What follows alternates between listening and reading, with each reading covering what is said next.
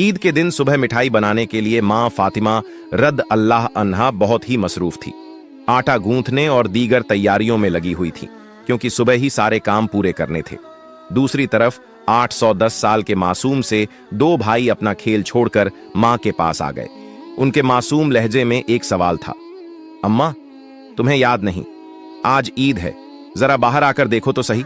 मोहल्ले के लड़के लड़कियां नए नए कपड़े पहनकर कितना खुश हो रहे हैं, और हम दोनों ने तो अभी तक नए कपड़े भी नहीं पहने। क्या इसका मतलब यह है कि हम आज ईद नहीं मनाएंगे? थोड़ी देर बाद वे फिर कहने लगे, अम्मा जल्दी से हमारे नए कपड़े पहना दो, हम भी उनके साथ खेलते खेलते ईदगाह जाना चाहते हैं। जब अब्बू आएंगे तो उन्हें हमारे साथ भेज देना, हम उनके साथ वापस लौट आएंगे।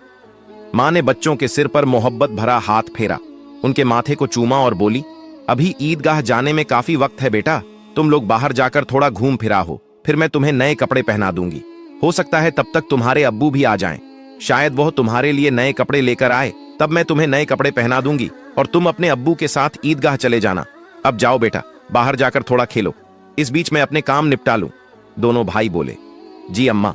फिर छोटा भाई अचानक सवाल करने लगा, अम्मा क्या अब्बू हमारे लिए नए कपड़े लेने गए हैं? मां ने दोनों बच्चों को अपने गले से लगा लिया, उनके माथे पर प्यार से चूमा और अपने दिल के आंसू पोंछे हुए हुए हंसकर कहा, हाँ बेटा तुम्हारे लिए नए कपड़े आएंगे, तुम्हें जरूर पहनाऊंगी। अब तुम लोग बाहर जाकर खेलो, सब ठीक हो जाएगा। मां ने अपने रब पर यकीन करके अपने बच्चों को दिलासा दिया। दोनों भाई खुशी खुशी बाहर चले गए। मां ने अपने आंचल से आंसू पछे और मजबूरी में अपने काम में दोबारा मशगूल हो गई।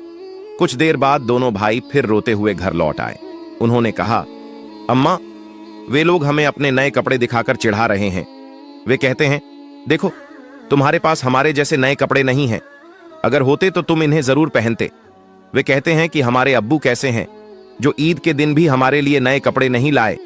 वे हमें ईदगाह चलने को कह रहे हैं और बोल रहे हैं, जल्दी से नए कपड़े पहनकर आओ।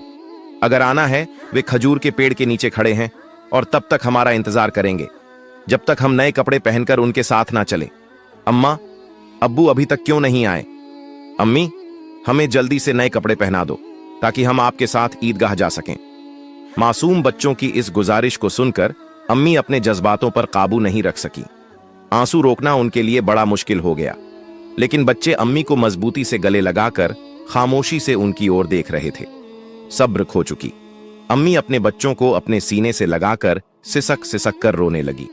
कुछ ही पल में खुद को संभालते हुए अम्मी ने आंसू पछे और चेहरे पर जबरन एक हल्की मुस्कान लाते हुए बोली, अभी ईदगाह जाने का वक्त नहीं हुआ है बेटा, तुम लोग इतनी जल्दी क्यों कर रहे हो? नमाज के लिए अभी काफी वक्त है। इस दौरान बाहर जाकर थोड़ा घूम फिरा हो और देखो तुम्हारे अब्बू कहाँ हैं, उन्हें ढूंढ कर ले आओ। तब तक मैं अपना बाकी काम निपटा लेती हूँ, थोड़ा सा ही काम बचा है। अगर तुम्हारे अब्बू नए कपड़े लाते हैं तो मैं तुम्हें बहुत खूबसूरती से तैयार कर दूंगी, फिर तुम मिठाई खाकर अपने अब्बू के साथ ईदगाह जाओगे। ठीक है, दोनों भाइयों ने कहा। जी अम्मी। अम्मी ने अपने दिल को मजबूत करते हुए बच्चों को तसल्ली दी, लेकिन जैसे ही उन्होंने बच्चों के मासूम चेहरों की तरफ देखा, उनकी आंखों में आंसुओं का सैलाब उमड़ पड़ा। बच्चों को अपनी हालत का अंदाजा ना हो, इस डर से अम्मी एक कमरे से दूसरे कमरे में जाती रही। इधर दोनों मासूम भाई परेशान होकर अम्मी अम्मी कहते हुए अम्मी के पास आए। उन्होंने कहा, अम्मी हम अब्बू को ढूंढने जा रहे हैं। अम्मी ने रंधे गले से कहा, हाँ जाओ। उनकी आवाज में छुपा दर्द बच्चे समझ नहीं सके। बड़े भाई ने अफसोस जताते हुए कहा, अब्बू कहाँ होंगे? छोटे भाई ने बड़े भाई से पूछा, अब्बू कहाँ गए? बड़े भाई ने जवाब दिया, पता नहीं, चलो इधर उधर ढूंढते हैं। छोटे भाई के कंधे पर हाथ रखते हुए दोनों भाई अब्बू की तलाश में निकल पड़े। इधर अम्मी अपने दिल का दर्द कम करने का कोई रास्ता नहीं पा रही थी। उनकी बेचैनी और बढ़ गई। वह सोचने लगी, मैं अपने मासूम बच्चों को कैसे बताऊं कि आज उन्हें नए कपड़े पहनाने की सामर्थ्य हमारे पास नहीं है, फिर भी उन्हें कैसे तसल्ली दूं? और आज तो ईद का दिन है, वे मेरी बात क्यों मानेंगे? या अल्लाह, तुम्हारे अलावा कोई सहारा नहीं। ईद के लिए जो मिठाई बनाई है वह भी कई दिनों तक थोड़ा थोड़ा गेहूं बचाकर तैयार की है, उसी से हलवा और रोटी बनाई है, लेकिन नए कपड़े कहां से लाऊं? या अल्लाह, ये बोझ क्यों डाल दिया इस अम्मी के सिर पर? तुम तो सबकी हालत जानते हो, मैं इन मासूम बच्चों को कैसे समझाऊं? या अल्लाह, तुम रहम दिल और सर्वशक्तिमान हो। झूठ बोलना गुनाह है, यह जानते हुए भी मैं अपने बच्चों को झूठे दिलासे और उम्मीद देकर बहला रही हूं, लेकिन अब मैं क्या करूं, यह तो बता दो। हे अल्लाह, तुम मुझे रास्ता दिखाओ। तुम मेरे गरीब पति की हालत जानते हो, तुम गरीबों के हालात से वाकिफ हो। हे रहमान, हे रहीम। ये कहते कहते मां रसोई में चली गई और जोर जोर से चक्की चलाने लगी। चक्की के घुर घुर की आवाज के साथ उनके दिल का दर्द भी बाहर आने लगा। आंसू पहुंचते हुए भले ही मिठाई बनाने का काम तेजी से चल रहा था, लेकिन जैसे ही यह काम पूरा होने को आया, एक और मुश्किल सामने खड़ी हो गई। तभी अम्मा कहते हुए दो मासूम बच्चे हाफ हाफ पे मां के पास आकर खड़े हो गए। मां ने कहा, बोलो बेटा, क्या बात है? मां ने अपनी इच्छाओं और आराम को हमेशा पति की गरीबी बा को देखकर दबा कर रखा था। वह थोड़े में ही खुश रहती थी, लेकिन आज मासूम बच्चों की छोटी सी ख्वाहिश ने उनके धैर्य को तोड़ दिया। उन्होंने खुद को संभालते हुए बच्चों को गोद में उठा लिया, मुस्कुराने की कोशिश की, उनके माथे पर चुंबन किया और कहा, बोलो बेटा, क्या कहना है? दोनों बच्चों ने हाथों से अपनी आंखें मसल शुरू कर दिया। यह देखकर छोटे भाई ने भी बड़े भाई की नकल कर ली। मां ने कहा, देखो बेटा, तुम्हारे अब्बा सही समय पर आ जाएंगे। मैं देखो यहां तुम्हारे लिए मिठाई बना रही हूं, तुम मिठाई खाकर ईदगाह जाना। थोड़ा सब्र करो, बस थोड़ी ही देर। और उन्होंने बच्चों को सीने से लगा लिया, उन्हें प्यार से समझाया और कहा, थोड़ा इंतजार करो बेटा, मिठाई अभी तैयार हो जाएगी। छोटे भाई ने आंखें मसलते हुए अचानक पूछा, लेकिन हमारे नए कपड़े? अम्मा। यह सुनते ही मां चौंक गई, जल्दी से बोली, अरे बेटा, ऐसा करते हैं, तुम लोग जाकर पहले नहाओ, अभी तक नहाए भी नहीं हो। दोनों भाइयों ने एक साथ कहा, नहीं अम्मा, अभी तक नहीं नहाए। मां के लिए मासूम बच्चों से छल करना बहुत दर्दनाक था। उनका दिल अंदर ही अंदर जल रहा था, लेकिन उन्होंने हंसते हुए कहा, बेटा, बिना नहाए क्या कोई ईदगाह जाता है? जाओ जल्दी से नहाओ, फिर सब तैयार हो जाएगा। दोनों भाइयों ने कहा, ठीक है अम्मा, हम अभी जाकर नहा लेते हैं, आप सब कुछ तैयार रखना, हम जल्दी से आ जाते हैं। दोनों खुशी खुशी नाचते हुए बाहर निकल गए। मां ने दुआ की, जाओ बेटा, अल्लाह हाफिज। बच्चे तो चले गए, लेकिन मां के दिल में चिंता और गहरी हो गई। उनका दिल जैसे एक अथाह सागर में डूब रहा था। मां सोचने लगी, जब वे वापस आएंगे और कहेंगे, हमें नए कपड़े पहनाओ, हम ईदगाह जाएंगे, तब मैं क्या करूंगी? मां का मन अब और नहीं संभल सका। उनकी आंखों से आंसू फूट पड़े। उन्होंने सजदे में गिरकर अल्लाह से दुआ की, हे अल्लाह, तुम ही मेरा सहारा हो, तुम इस बेबस मां की मदद करो, तुम मुझे इस स्थिति से बाहर निकालो। लो, हे अल्लाह, तुम्हारे अलावा मेरा कोई नहीं है, मुझे राहत दो, इस स्थिति से मुक्ति दो।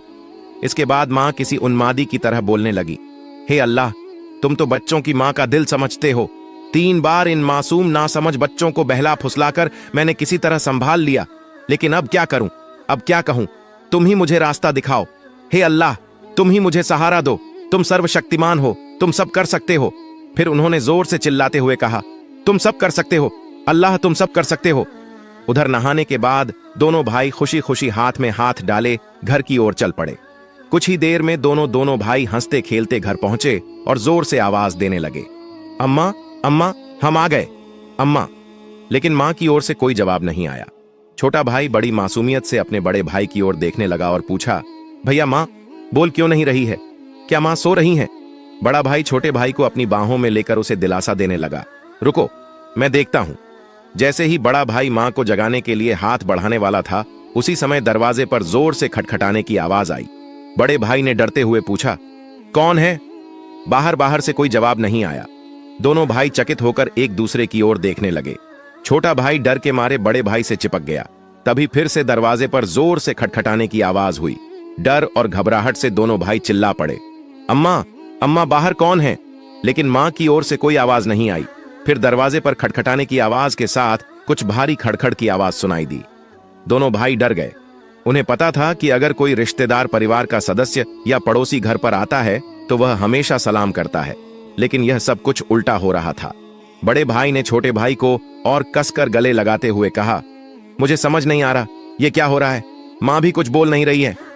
डरते डरते दोनों भाई दरवाजे के पास गए। जैसे ही वे वहां पहुंचे, बाहर से फिर से खटखटाने की आवाज आई। दोनों भाई थोड़ा पीछे हटे और जोर से चिल्लाकर पूछा, कौन है दरवाजे पर? बाहर से आवाज आई, मैं दर्जी हूं, दरवाजा खोलो। दोनों भाई हैरान रह गए।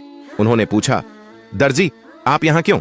बाहर से आवाज आई, हां, मैं दर्जी हूं, दरवाजा खोलो, मैं तुम्हारे लिए नए कपड़े लेकर आया हूं, इन्हें ले लो। जैसे ही यह बात सुनी, दोनों भाइयों ने जल्दी से दरवाजे की कुंडी खोली। सामने एक व्यक्ति नए कपड़ों के गट्ठर के साथ खड़ा था। दोनों भाई एक पल के लिए हैरान रह गए। दर्जी ने कपड़े उनकी ओर बढ़ाए। बड़े भाई ने झटपट सारे कपड़े अपने हाथों में ले लिए और छोटे भाई का हाथ पकड़कर तेजी से दौड़ते हुए मां के पास पहुंचा। उस समय मां अब भी संभल नहीं पाई थी, वह गुपचुप आंसू बहा रही थी। दोनों भाई बोले, अम्मा, अम्मा देखो, दर्जी हमारे लिए कितने सुंदर सुंदर नए कपड़े लेकर आया है, जल्दी से हमें कपड़े पहनाओ, हम ईदगाह जाएंगे।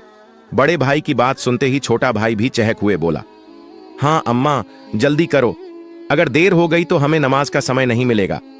मां यह सुनकर हैरान रह गई। कुछ पल के लिए बच्चों की ओर देखा और उन्हें गले लगाकर फूट फूट कर रोने लगी। इसके तुरंत बाद उन्होंने बच्चों को छोड़ दिया और सीधे सजदे में गिर गई। उन्होंने कहा है, अल्लाह, तुम्हारी महानता को कौन समझ सकता है। उन्हें तुरंत समझ में आ गया कि जो व्यक्ति नए कपड़े लेकर दर्जी बनकर आया था वह वास्तव में दर्जी नहीं था, निश्चित ही वह अल्लाह के भेजे हुए फरिश्तों में से एक था। मां सजदे से उठी और जल्दी से बच्चों से बोली, जाओ बेटा, जाओ, उसे मेरा सलाम कह देना और कहना कि वह आज हमारे घर से विदा हो जाए। लेकिन बच्चों को यह बात याद ही नहीं रही। दोनों भाई नए कपड़े पाकर इतने खुश थे कि उनकी खुशी का ठिकाना नहीं रहा। मां ने बच्चों को देख उनके सिर और पीठ पर हाथ फेर कर उन्हें गोद में लेकर प्यार किया और माथे पर चूमा। फिर हल्के से डांटते हुए कहा, बेटा, क्या तुम अभी तक नहीं गए?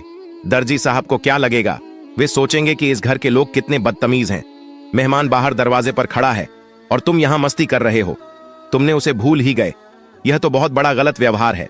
तुरंत जाओ, उसे मेरा सलाम पहुंचाओ और कहना कि वह आज हमारे मेहमान बने। जाओ बेटा, उन्हें बैठक में आराम से बैठने के लिए कहो। बिना देरी किए दोनों भाई दरवाजे की ओर भागे, लेकिन तब तक दर्जी घोड़े पर सवार होकर घर से बहुत दूर निकल चुका था। दोनों भाई जोर से चिल्लाने लगे, दर्जी साहब, ओ दर्जी साहब, अम्मा ने आपको सलाम कहा है, जल्दी वापस आइए। आज आप हमारे घर दावत पर आइए, हम बैठक का दरवाजा खोल रहे हैं। लेकिन दूर से हवा के साथ जवाब आया, अपनी अम्मा और अब्बा को मेरा सलाम देना, किसी और समय मिलने आऊंगा। अस्सलाम वालेकुम। दोनों भाई दौड़ते हुए मां के पास आए और सब कुछ बता दिया। बोले, दर्जी साहब ने तुम्हें और अब्बा को सलाम कहा है। वह घोड़े पर सवार होकर उस तरफ जा रहे हैं। जल्दी आओ मां, उन्हें देखोगी ना? जल्दी करो और खिड़की से देख लो। जल्दी आओ मां, अगर देर करोगी तो उन्हें फिर नहीं देख पाओगी। दर्जी साहब कितने खूबसूरत लगते हैं। आओ ना मां। मां ने बच्चों की बात सुनकर खिड़की के पास आकर खड़ी हुई और बाहर की ओर देखा। उन्होंने देखा एक तेजस्वी पुरुष नजर आया। वह आकाश की ओर उड़ते जा रहे थे और उनके शरीर की चमक चारों ओर फैली हुई थी। उनकी रोशनी सूर्य की किरणों को भी फीका कर रही थी। मां तन्मय होकर यह सब देख रही थी। अचानक वह पुरुष घोड़े सहित कहीं अदृश्य हो गए। उन्हें अब और नहीं देखा जा सकता था। इतने में दोनों भाई जोर से चिल्लाकर बोले, अम्मा, अम्मा देखो, वो रहे, अब्बा दूर से आ रहे हैं। वह मां ने बच्चों को लेकर अंदर कमरे में ले गई और उनके शरीर पर नए कपड़े पहनाने लगी। उसकी आंखों से खुशी के आंसू बह रहे थे। दोनों भाइयों ने हैरानी से पूछा, अम्मा, अम्मा तुम क्यों रो रही हो? मां ने कहा, बेटा मैं क्यों रो रही हूं, यह तुम अभी नहीं समझोगे। तुम्हारी उम्र अभी इतनी नहीं हुई है। लेकिन आज से यह बात याद रखना, एक पल के लिए भी अल्लाह ताला को भूलना मत। अल्लाह को हमेशा याद रखना। जो हमेशा अल्लाह को याद रखता है वह कभी भी मुसीबत में नहीं पड़ेगा। अगर तुम इस छोटी सी बात को हमेशा अपने दिल में बसा लोगे और जिंदगी भर अल्लाह को नहीं भूलोगे तो देखोगे कि अल्लाह हमेशा तुम्हारी मदद करेगा। वादव कभी तुम्हें कठिनाइयों में नहीं डालेगा। मां अपने बच्चों को यही नसीहत दे रही थी और साथ ही उन्हें नए कपड़े पहना रही थी। जब बच्चों को सजाने का काम पूरा हो गया तो मां ने सुरमे का डिब्बा लाकर छोटे बेटे की आंखों में सुरमा लगाया। बड़े बेटे की आंखों में सुरमा लगाते ही दरवाजे के बाहर से आवाज आई, अस्सलाम अलैकुम या फातिमा जहरा। अंदर से हजरत फातिमा रजी अल्लाह ताला अन्हा ने जवाब दिया, वालेकुम अस्सलाम या अली करीम। उल्लाह छोटा बेटा दौड़कर बाहर गया और चिल्लाने लगा, अब्बा आ गए, अब्बा आ गए। बड़ा बेटा बाहर जाने ही वाला था, लेकिन मां ने उसे रोक लिया क्योंकि उसकी आंखों में सुरमा लगाना बाकी था। मां थोड़ी गुस्से में बोली, बैठो बैठो, पहले सुरमा लग जाने दो। इस बीच छोटा भाई अपने अब्बा का हाथ पकड़कर अंदर ले आया। तब तक बड़े भाई की आंखों में सुरमा लगाया जा चुका था। दोनों बेटों को देखकर अब्बा हैरान हो गए और बोले, यह क्या, इतने सुंदर कपड़े ये कहां से आए? फिर दोनों भाइयों ने अपनी मां और अब्बा को गले लगाकर खुशी जताई। हजरत फातिमा रजी अल्लाह ताला अन्हा ने बच्चों की आवाज शांत कराते हुए हजरत अली रजी अल्लाह ताला अन्हुक सारी घटना सुनाई। हजरत अली रजी अल्लाह ताला अन हुई। यह बात सुनी सजदे में गिर गए और बोले, हे अल्लाह, तुम्हारे लिए कुछ भी असंभव नहीं है। तुम महान हो, असीम हो, तुम दयालु और सर्वशक्तिमान हो। सजदे से उठकर उन्होंने हजरत फातिमा रजी अल्लाह ताला अन्हा से कहा, जो दर्जी बनकर बच्चों के लिए कपड़े लाए, क्या तुम उन्हें पहचानती हो? क्या तुमने जान लिया कि वह कौन थे? हजरत फातिमा रजी अल्लाह ताला अन्हा ने कहा, नहीं, लेकिन इतना निश्चित है कि वह अल्लाह के किसी भेजे हुए फरिश्ते थे, इसमें कोई शक नहीं। हालांकि यह मेरी अपनी धारणा है। हजरत अली रजी अल्लाह ताला अन्हों ने कहा, हाँ, तुमने सही कहा, यह अल्लाह की महिमा है। वह हजरत जिब्राइल अलैहिस्सलाम थे। हजरत फातिमा रजी अल्लाह ताला अन्हा की जुबान से अचानक जोर से निकला, अल्लाहु अकबर। यह कहते हुए वह भी सजदे में गिर गई। उन्हें देखकर हजरत हसन और हजरत हुसैन रजी अल्लाह ताला अन्हु और उनका हुबहू अनुसरण करते हुए सजदे में गिर गए। प्रिय दर्शकों, एक दिन हजरत मोहम्मद सल्लल्लाहु अलैहि वसल्लम ने हजरत फातिमा रजी अल्लाह ताला अन्हा को बुलाकर कहा, ए फातिमा, इस मदीना में एक लकड़हारे की पत्नी रहती है। वह ऐसा एक अमल करती है जिसकी वजह से वह तुमसे पहले जन्नत में दाखिल होगी। हजरत फातिमा रजी अल्लाह ताला अन्हा ने यह सुनकर कहा, अब्बा जान, यह कैसे मुमकिन है? मैं तो जन्नत की सभी औरतों की सरदार हूं। कोई औरत मुझसे पहले जन्नत में कैसे दाखिल हो सकती है? सभी को जन्नत में पहले दाखिल होने की ख्वाहिश होती है। अब्बा जान, कृपया आप मुझे उस लकड़हारे की पत्नी का पता बताएं, ताकि मैं जाकर देख सकूं कि वह ऐसा कौन सा अमल करती है जिससे वह मुझसे पहले जन्नत में जाएगी। मोहम्मद रसूल अल्लाह सल्लल्लाहु अलैहि वसल्लम ने तब फातिमा से कहा, फातिमा, आज तुम घर लौट जाओ। कुछ दिनों बाद मैं तुम्हें बुलाऊंगा और उस कथूरिया की पत्नी का पता बता दूंगा। यह बात सुनकर हजरत फातिमा रजी अल्लाह ताला अन्हा घर लौट आई। इस तरह कुछ दिन बीत गए। इस बीच हजरत फातिमा रजी अल्लाह ताला अन्हा बीमार हो गई। एक तो वह बीमार थी और दूसरी तरफ लगातार 3 दिन से उनके घर में कोई खाना नहीं खाना ना मिलने और बीमारी के कारण हजरत फातिमा रजी अल्लाह ताला अन्हा बहुत ही कमजोर हो गई। शेर खुदा हजरत अली रजी अल्लाह ताला अन्हों के पास उस वक्त कोई पैसा नहीं था जिससे वह खाना खरीद सकते। 3 दिन बीतने के बाद हजरत फातिमा रजी अल्लाह ताला अन्हा ने हजरत अली रजी अल्लाह ताला अन्हुक एक कपड़ा देकर कहा, ऐ मेरे प्यारे शौहर, आपको शायद याद होगा कि अब्बा जान मोहम्मद रसूलुल्लाह सल्लल्लाहु अलैहि वसल्लम ने हमारी शादी के वक्त यह कपड़ा मुझे तोहफे के रूप में दिया था। यह एक बहुत बरकत वाला कपड़ा कड़ा है। मेरा दिल नहीं चाहता कि मैं इसे बेच दूं, लेकिन चूंकि हमारे घर में 3 दिन से कोई खाना नहीं है, इसलिए मैं आपको यह बरकत वाला कपड़ा दे रही हूं। आप इसे बाजार में बेचकर इसकी कीमत से कुछ खाना खरीद लाइए। हजरत अली रजी अल्लाह ताला अन्हुक को लेकर बेचने के लिए बाजार की तरफ चल पड़े। वह कपड़े को लेकर बाजार पहुंचे और उसे बेचने के लिए कई खरीदारों को दिखाया, लेकिन कपड़ा बहुत पुराना होने के कारण कोई इसे खरीदने में दिलचस्पी नहीं दिखा रहा था। इस वजह से हजरत अली रजी अल्लाह ताला अन्हद निराश हो गए। तब उन्होंने अल्लाह रब्बुल आलमीन से फरियाद की, ए रब्बुल आलमीन, यह कपड़ा बहुत पुराना है, इसलिए इसे खरीदने के लिए कोई ग्राहक नहीं मिल रहा है। आज 3 दिन हो गए हैं नबी जी सल्लल्लाहु अलैहि वसल्लम की प्यारी बेटी हजरत फातिमा रजी अल्लाह ताला अन्हा और हसन हुसैन बिना खाए हैं। ए रब्बुल आलमीन, अगर आज मैं यह कपड़ा बेचकर इसके बदले खाना लेकर घर नहीं जा सका तो आज भी उन्हें भूखा रहना पड़ेगा। आप इस कपड़े को खरीदने के लिए कोई ग्राहक भेज दें। हजरत अली रजी अल्लाह ताला अन्हुक। इस दुआ के बाद एक खरीदार आया और उसने उनसे पूछा, तली, क्या तुम यह कपड़ा बेचना चाहते हो? जनाब, मैं तो यह कपड़ा बेचने के लिए ही बाजार में लाया हूं। तब उस खरीदार ने पूछा, तुम इसे कितने में बेचो? हजरत अली जानते थे कि यह कपड़ा बहुत पुराना है और इसकी कीमत अधिकतम 1 या 2 दिरहम हो सकती है, इसलिए उन्होंने कोई कीमत ना मांगते हुए कहा, जनाब, आपकी जो मर्जी हो उतनी कीमत दे दें, मैं खुद इसकी कोई कीमत नहीं मांग रहा हूं। तब उस खरीदार ने कहा, मैं इस कपड़े को 6 दिरहम में खरीदना चाहता हूं, क्या तुम इसे बेचने के लिए राजी हो? हजरत अली रजी अल्लाह ताला अन खुशी से राजी हो गए और बोले, जनाब, आप 6 दिरहम में इस कपड़े को खरीद सकते हैं। इसके बाद खरीदार ने हजरत अली रजी अल्लाह ताला अन को 6 दिरहम दिए और हजरत अली ने उसे वह कपड़ा सौंप दिया।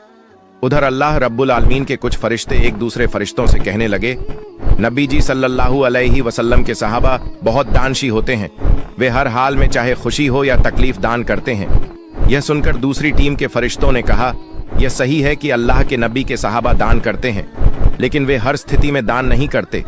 वे तभी दान करते जब उनके पास कुछ होता है, और अगर उस चीज की उन्हें खुद जरूरत होती है तो वे उसे दान नहीं करते। फरिश्तों के इस विवाद को हल करने के लिए अल्लाह रब्बुल आलमीन ने कहा, ऐ मेरे फरिश्तों, आपस में विवाद मत करो।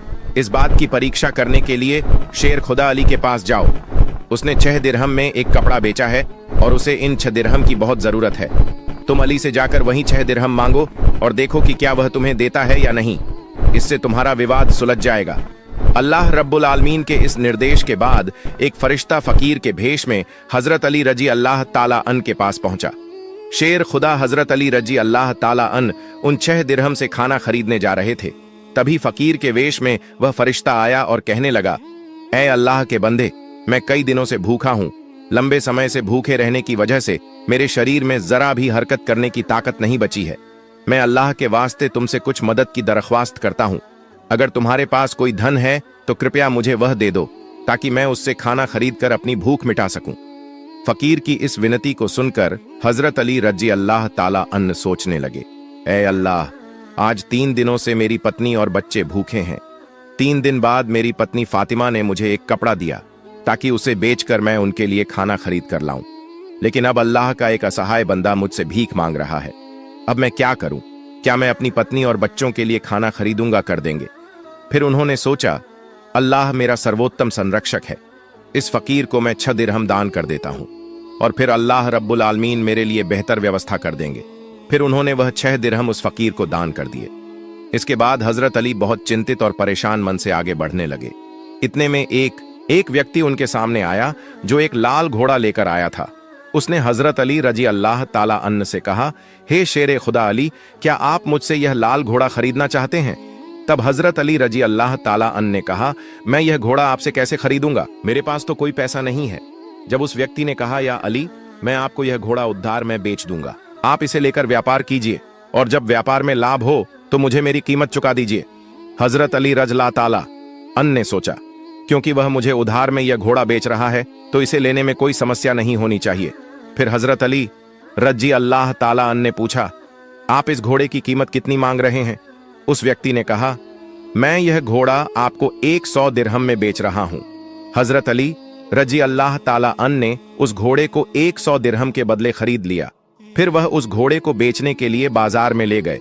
जब हजरत अली रजी अल्लाह ताला अन उस घोड़े को बेचने के लिए बाजार पहुंचे तो एक व्यक्ति उनके पास आया और उनसे पूछा, हे शेर खुदा, हजरत अली, क्या आप यह घोड़ा बेचना चाहते हैं? हजरत अली रजी अल्लाह ताला अन्हु ने कहा, भाई, मैं तो इसे बेचने के लिए ही बाजार में लाया हूं। उस शख्स ने पूछा, आप इसे कितने दिरहम में बेचेंगे? हजरत अली रजी अल्लाह ताला अन्हु ने बिना कोई कीमत लगाए कहा, आप इसे कितने में खरीद सकते हैं? उस शख्स ने कहा, मैं इस घोड़े को 160 दिरहम में खरीदना चाहता हूं। हजरत अली रजी अल्लाह ताला अन्हु ने सोचा, मैंने यह घोड़ा 100 दिरहम में खरीदा था और अब यह शख्स मुझे 160 दिरहम दे रहा है। इसका मतलब है कि मुझे 60 दिरहम का मुनाफा हो रहा है। फिर हजरत अली रजी अल्लाह ताला अन्हु ने कहा, भाई, मैंने यह घोड़ा तुम्हें 160 दिरहम में बेच दिया।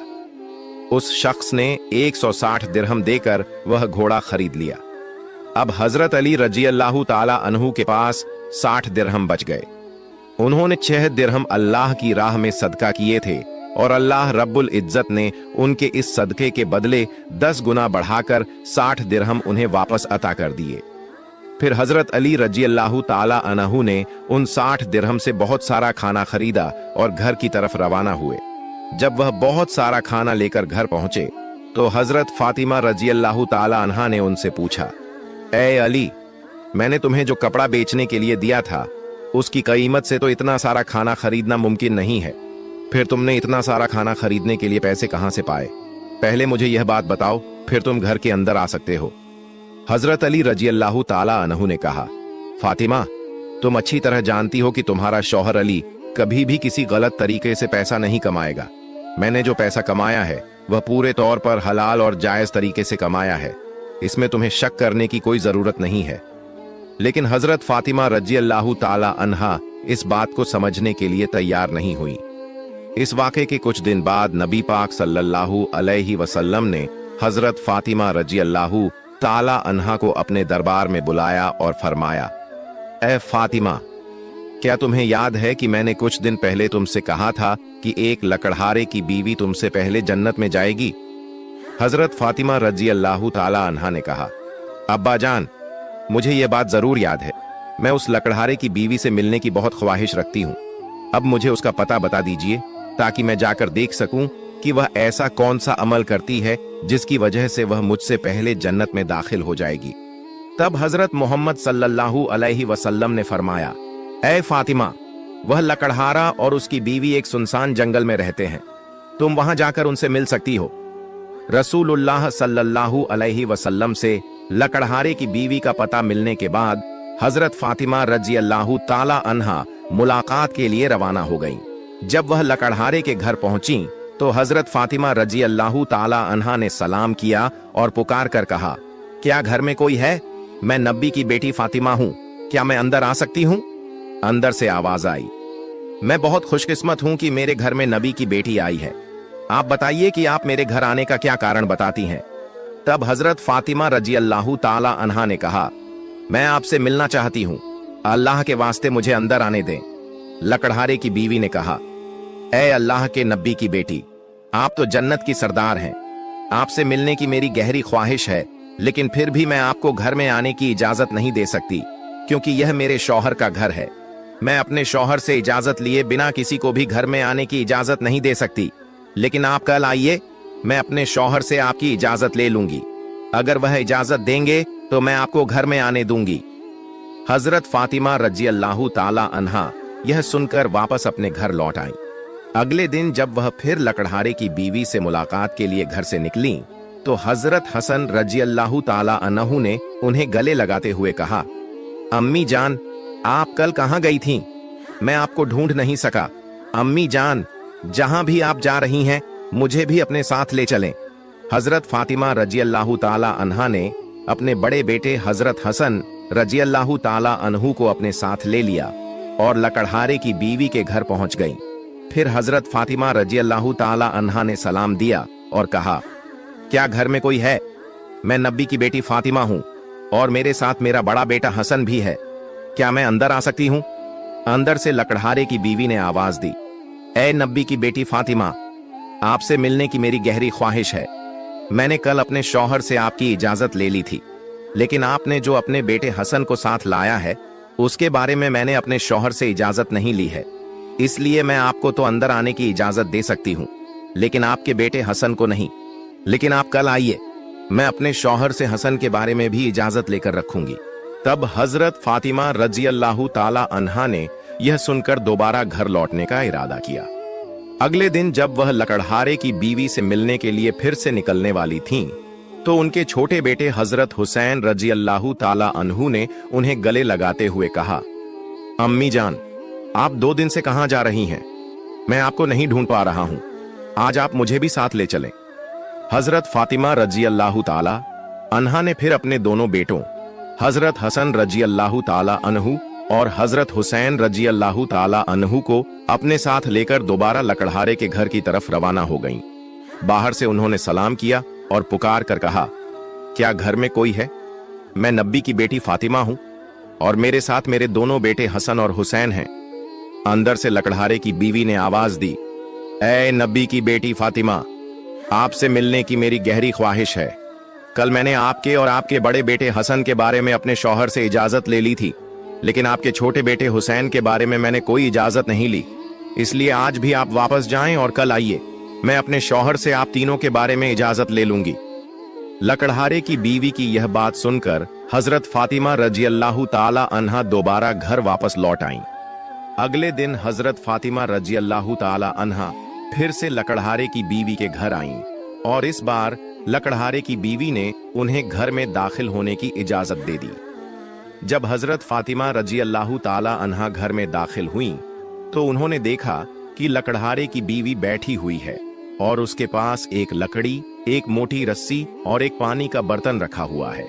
यह देखकर हजरत फातिमा रजी अल्लाह ताला अन्हा ने पूछा, आप इन चीजों के साथ क्यों बैठी हैं? लकड़हारे की बीवी ने कहा, पूरा दिन मेहनत करने के बाद जब मेरा शौहर घर आएगा तो शायद उसे वुजू अब्लूशन करने की जरूरत हो या पानी पीने की जरूरत हो। मैं नहीं चाहती कि वह थका हारा हो और उसे पानी के लिए कोई मेहनत करनी पड़े, इसलिए जैसे ही उसे पानी की जरूरत होगी मैं तुरंत पानी पेश करना चाहती हूँ। इसी वजह से मैं पानी लेकर बैठी हूँ। हजरत फातिमा रजी अल्लाह ताला अन्हा ने फिर पूछा, ऐ बहन, तो यह लकड़ी क्यों अपने साथ रखी है? लकड़हारे की बीवी ने कहा, अगर मेरे शौहर किसी वजह से मुझसे नाराज हो जाएं और मुझे सजा देने का इरादा करें तो उन्हें एक लकड़ी की जरूरत होगी और मुझे बांधने के लिए रस्सी की जरूरत पड़ेगी। मैं नहीं चाहती कि ये चीजें ढूंढने में मेरे शौहर को कोई मुश्किल पेश आए, इसलिए मैंने यह सब चीजें अपने पास रख ली हैं ताकि जब वह मुझे सजा देने का इरादा करे तो उन्हें किसी चीज की तलाश न करनी पड़े। हजरत फातिमा रजी अल्लाह ताला अन्हा लकड़हारे की बीवी के इस बेमिसाल कुर्बानी के अंदाज से बेहद प्रभावित हो गईं। फिर उन्होंने उसके बारे में कुछ नहीं कहा और वापस नबी करीम सल्लल्लाहु अलैहि वसल्लम के पास लौट आईं। रसूल अल्लाह सल्लल्लाहु अलैहि वसल्लम ने हजरत फातिमा रजी अल्लाह ताला अन्हा से पूछा, फातिमा, क्या तुम उस लकड़हारे की बीवी से मिली हो? हजरत फातिमा रजी अल्लाह ताला अन्हा ने जवाब दिया, जी हां अब्बा जान, मैं उससे मिली हूं।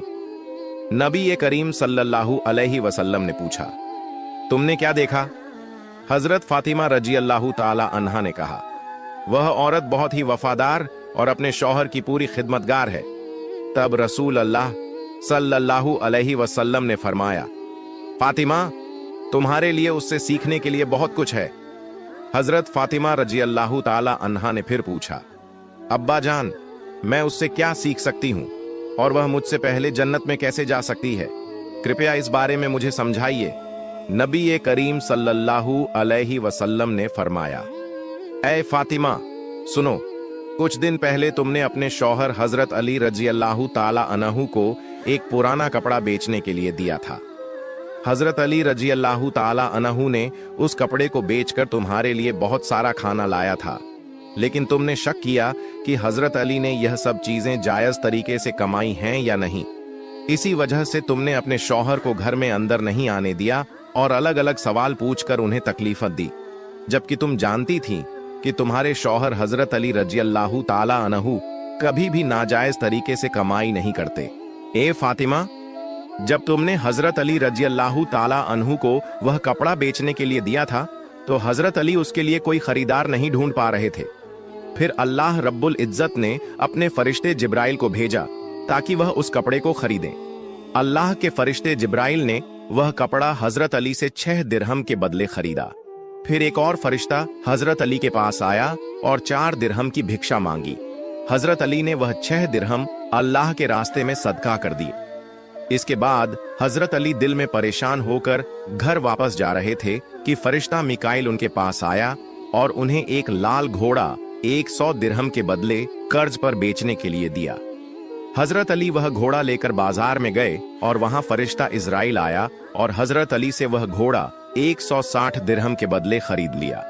अल्लाह रब्बुल इज्जत ने 6 दिरहम के बदले हजरत अली को 10 गुना बढ़ाकर 60 दिरहम दिए और इन्हीं पैसों से हजरत अली ने तुम्हारे लिए बहुत सारा खाना खरीदा था। फातिमा, सुनो, जिस कपड़े को हजरत अली ने बेचा था, अल्लाह रब्बुल इज्जत ने उस कपड़े को जन्नत में सुरक्षित रख दिया है और जिस घोड़े से हजरत अली ने व्यापार किया था वह घोड़ा भी अल्लाह रब्बुल इज्जत ने जन्नत में सुरक्षित कर दिया है।